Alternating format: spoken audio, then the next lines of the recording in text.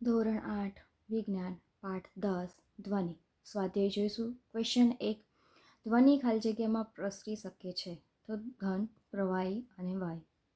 Question 2. નીચેનામાંથી કોના અવાજથી આવૃત્તિ ન્યૂનતમ હોવાની શક્યતા છે? તો એમાં આન્સર આવશે પુરુષની. ક્વેશ્ચન 3 છે. નીચેના વિધાનોમાંથી જે વિધાનો સત્ય હોય તેની સામે ટી અને જે વિધાનો ખોટા હોય તેમની સાથે એફ પસંદ કરો. પેલું છે ધ્વનિ શૂન્ય અવકાશમાં પસરી શકતો નથી, તો ટી ટ્રુ. બીજું, કંપન કરતી વસ્તુના 1 સેકન્ડમાં થતા દોલનની સંખ્યાને તેનો આવર્તકાળ કહે છે, તો એફ ફોલ્સ. ત્રીજું છે જો કંપનમાં કંપ વિસ્તાર મોટો હોય તો ધ્વનિ દુર્બળ બને છે, તો ખોટું. ચોથું, મનુષ્યના કાન માટે શ્રવણીય રેન્જ 20 HZ થી 20,000 HZ હોય છે, તો સાચું. પાંચમું, જેમ કંપનની આવૃત્તિ ઓછી તેમ પીચ વધારે, તો ખોટું. 6. અનિચ્છનીય કે અરુચિકર ધ્વનિ સંગીત તરીકે ઓળખાય છે, તો ફોલ્સ. સાતમું છે ધ્વનિ પ્રદૂષણ આંશિક શ્રવણ અશક્તતા ઉત્પન્ન કરી શકે છે, તો ટ્રુ. સાચું. ક્વેશ્ચન 4 છે યોગ્ય શબ્દો વળી ખાલી જગ્યા પૂરો. તો પેલું, એક દોલન પૂર્ણ કરવા વસ્તુને લગતા સમયને ખાલી જગ્યા કહે છે, તો આવર્તકાળ. બીજું, પ્રબળતા કંપનીની ખાલી જગ્યાથી નક્કી થાય છે, તો કંપ વિસ્તાર. ત્રીજું, આવૃત્તિનો એકમ ખાલી જગ્યા છે, તો હર્ટ્ઝ. ચોથું, અનિચ્છનીય ધ્વનિને ખાલી જગ્યા કહેવાય છે, તો ઘોંઘાટ. પાંચમું, કંપનની ખાલી જગ્યાથી ધ્વનિનું તીણાપણું નક્કી થાય છે, તો આવૃત્તિ. ક્વેશ્ચન 5. એક લોલક 4 સેકન્ડમાં 40 વાર દોલન કરે છે, તેનો આવર્તકાળ અને આવૃત્તિ શોધો. તો આવર્તકાળ એટલે કે ટી બરાબર 1 દોલન પૂર્ણ કરવા માટે લાગતો સમય, દોલનની સંખ્યા 40, સમય 4 સેકન્ડ, તો એકે કેટલું? તો ટી બરાબર 4 સેકન્ડ ગુણ્યા 140 ભાગ્યા 40 બરાબર 0.1 સેકન્ડ. આવૃત્તિ જોઈએ તો વી, આવૃત્તિ મતલબ કે વી બરાબર 1 સેકન્ડમાં થતા દોલનની સંખ્યા ભાગ્યા સમય એટલે કે સેકન્ડમાં બરાબર 40 ભાગ્યા 4 સેકન્ડ, 4 સમય એટલે કે સેકન્ડમાં બરાબર 10 HZ.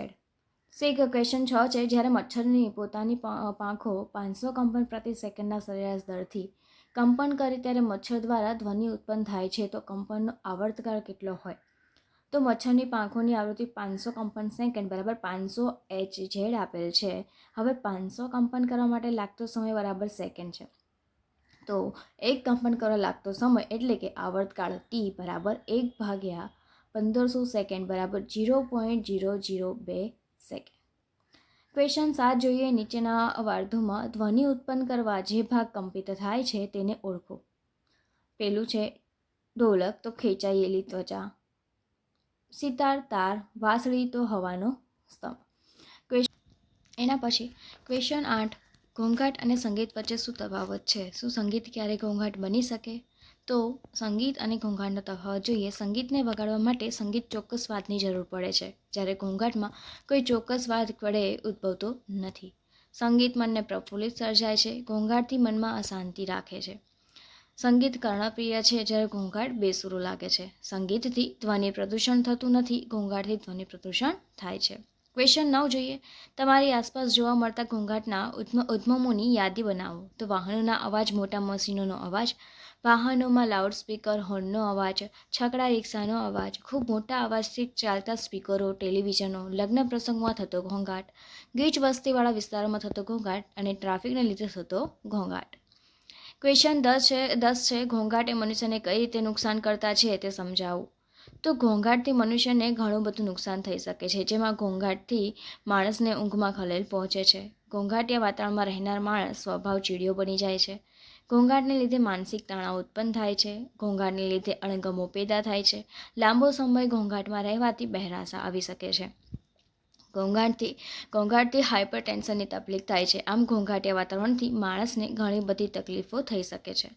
ક્વેશ્ચન 11 છે. તમારા માતા પિતા એક ઘર ખરીદવા જઈ રહ્યા છે. તેમને એક ઘર રસ્તાના કિનારે અને બીજું રસ્તાથી 3 ગલી છોડીને આપવાનો પ્રસ્તાવ કરવામાં આવ્યો છે. તમે તમારા માતા પિતાને કયું ઘર ખરીદવાની સલાહ આપશો? તમારો જવાબ સમજાવો.